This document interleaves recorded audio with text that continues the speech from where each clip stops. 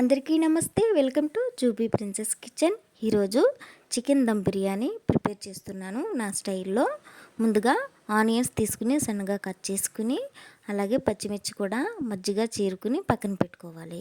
తర్వాత కడాయిలో ఆయిల్ వేసుకుని సన్నగా కట్ చేసిన ఆనియన్స్ వేసుకుని గోల్డ్ కలర్ వచ్చేలాగా మనం ఫ్రై చేసుకుని వేరేగా తీసుకుని ప్లేట్లో పక్కన పెట్టుకోవాలి. తర్వాత చికెన్ తీసుకున్నాను. ఇది బోన్లెస్ చికెను. ఇందులో ఉప్పు, కారం, గరం మసాలా, అలాగే పెరుగు వేసి బాగా కలుపుకొని అల్లం వెల్లుల్లి పేస్ట్ కూడా వేసి అరగంట సేపు ఫ్రిడ్జ్లో పెట్టుకున్నాను. తర్వాత తీసుకుని మనం వీటిలో సగం చికెన్ ముక్కలు డీప్ ఫ్రై చేసుకోవాలి. చేసుకుని వేరొక ప్లేట్లో తీసుకుని పక్కన పెట్టుకోవాలి. తర్వాత ఫ్రై అయిన ఆయిల్లో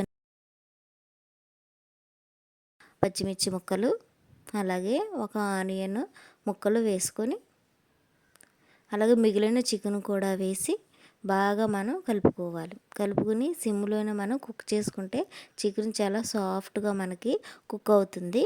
అలా కుక్ అయిన ఈ చికెన్ మసాలా కూడా మనం సెపరేట్గా పక్కన పెట్టుకుని ఉంచుకోవాలి.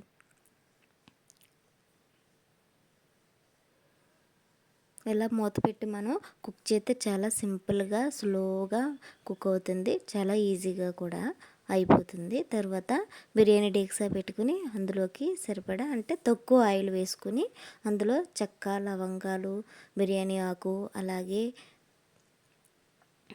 సోంపు, అలాగే సాజీరా, అలాగే అల్లం వెల్లుల్లి పేస్ట్ వేసి 1 నిమిషం పచ్చివాసన పోయే వరకు ఫ్రై చేయాలి.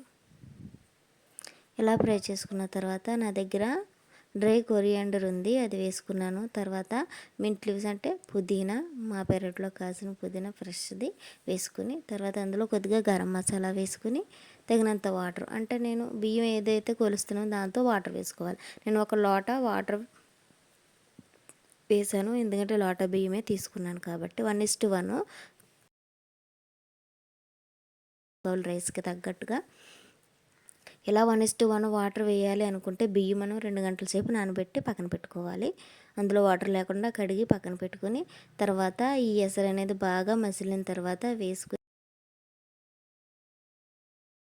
ఇలాగ మనకి రైస్ కుక్ అయిన తర్వాత ఫ్రై చేసి పెట్టుకున్న చికెన్ ముక్కలు, అలాగే గ్రేవీగా తయారు చేసుకున్న చికెన్ కర్రీ కూడా వేసుకుని, అలాగే ఫ్రై చేసి పెట్టుకున్న ఆనియన్స్ కూడా పైన వేసుకుని మూత పెట్టాలి. ఎటువంటి బరువు పెట్టవలసిన అవసరం లేదు. మీకు అడుగు మాడుతుంది అనే ఆలోచన మీకు వస్తే అప్పుడు ఒక చిన్న గ్లాసు వాటరు మధ్యలో వేసుకుంటే సరిపోతుంది.